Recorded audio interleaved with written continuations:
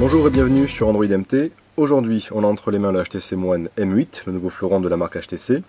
Et on va tout de suite commencer par en faire le tour pour voir un petit peu à quoi il ressemble. Sur la façade, on trouve bien sûr les deux haut-parleurs qui, combinés à la technologie BoomSound, offrent une excellente restitution des musiques que vous pouvez écouter sur le téléphone. Le dos, avec, comme annoncé par HTC, la finition en aluminium brossé, qui en plus d'être élégante, a le bon goût de ne pas marquer les traces de doigts, ce qui est quand même plutôt appréciable. Et bien sûr les fameux doubles capteurs. Alors précision très importante sur la photo. Le capteur du HTC One M8 est de 4 mégapixels. Le second capteur va lui emmagasiner d'autres informations qui permettront de faire des traitements des clichés a posteriori. Donc d'une manière générale, les clichés pris avec le capteur du HTC One M8 seront de 4 mégapixels. Le désavantage, c'est qu'une fois sur grand écran, on verra vite apparaître du bruit. Alors, pas grand chose à dire de plus sur le design. Au niveau des points négatifs, on notera notamment, je vais allumer l'écran pour que vous en rendiez compte, qu'il y a une grosse partie de la façade qui est occupée par autre chose que la dalle, notamment cette bande noire là qui indique HTC, qui, à l'époque du HTC One, comprenait les boutons de navigation. Maintenant, ce n'est plus le cas, elle ne sert strictement à rien, elle n'est pas tactile. Et avec les haut-parleurs, on a l'impression que l'écran est un petit peu mangé par tout le reste, ce qui est quand même dommage. Après, avec un écran de 5 pouces, on a quand même largement de quoi faire. Ensuite, dernier point négatif sur le design, la présence de la prise de jack sur la tranche du bas. Ce n'est pas très pratique quand on branche un casque et on aurait préféré l'avoir sur la tranche du haut. Passons maintenant aux fonctionnalités apportées par la surcouche et par HTC. Vous avez vu quand j'ai déverrouillé l'écran, la fonction qu'on appelle Knock-on sur LG, à savoir tapoter 2 fois sur l'écran pour le déverrouiller. À l'usage, c'est extrêmement pratique et il se peut que, à force de l'utiliser, vous vous demandiez comment vous faisiez avant.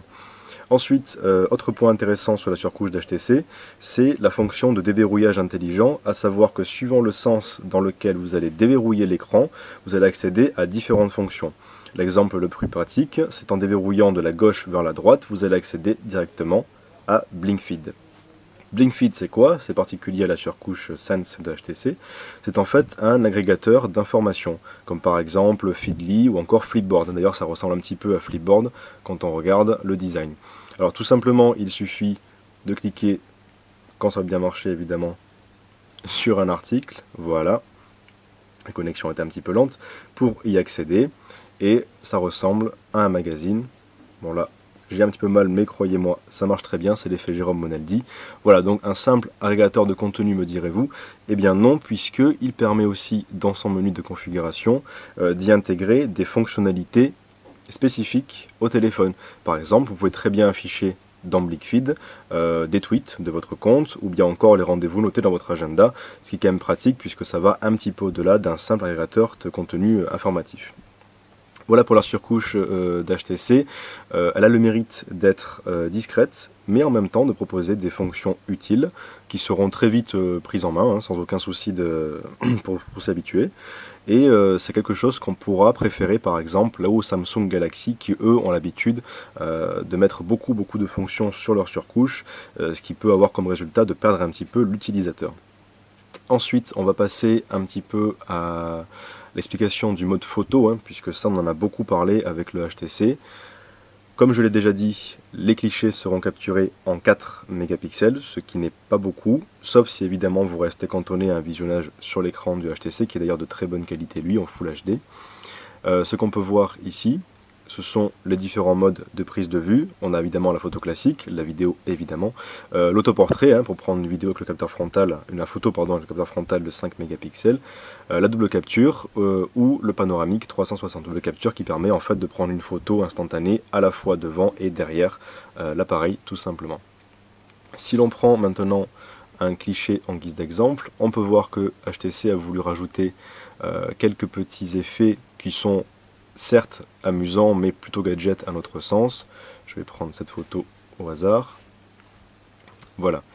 Quand on fait ici la modification, on note l'apparition d'une dimension plus. Alors ça va donner un effet 3D à la photo.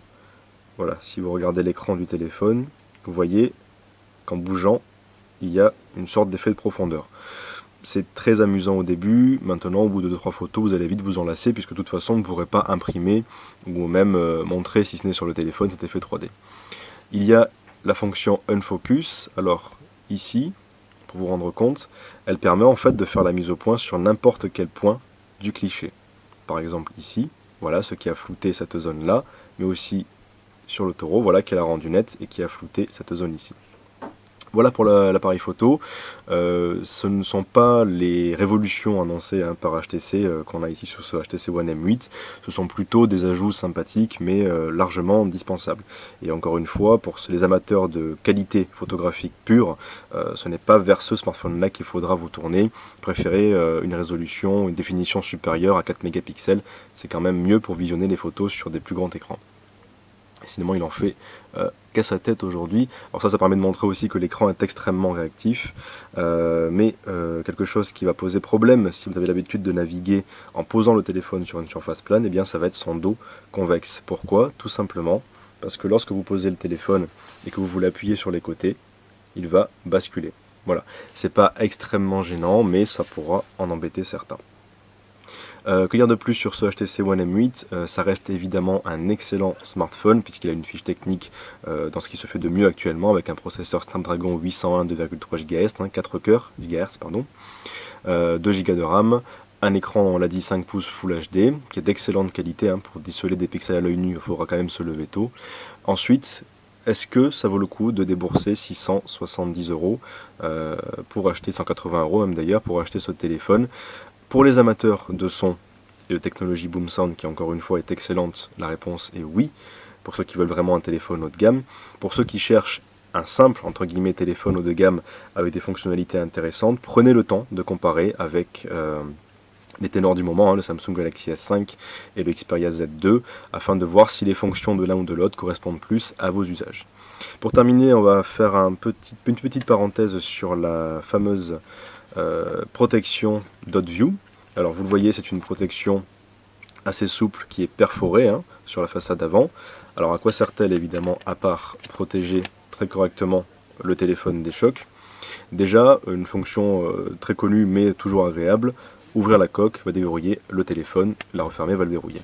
Mais c'est surtout, d'où les trous, cette fonction-là qui va peut-être intéresser certains. Lorsque vous appuyez sur le bouton Power, vous allez afficher l'heure et la météo, évidemment il faut activer la géolocalisation pour ça, directement sur l'écran. En fait, on peut le voir directement comme ça, voilà. Brièvement vous avez aperçu, en fait c'est un affichage spécial qui s'active uniquement lorsque on a le rabat qui est posé sur l'écran. Encore une fois, est-ce que ça vaut le coup? C'est une coque de protection qui vaut 50 €. En termes de protection pure, elle est très bien, il n'y a rien à dire, elle tient bien en main, elle couvre bien toutes les parties vulnérables du téléphone.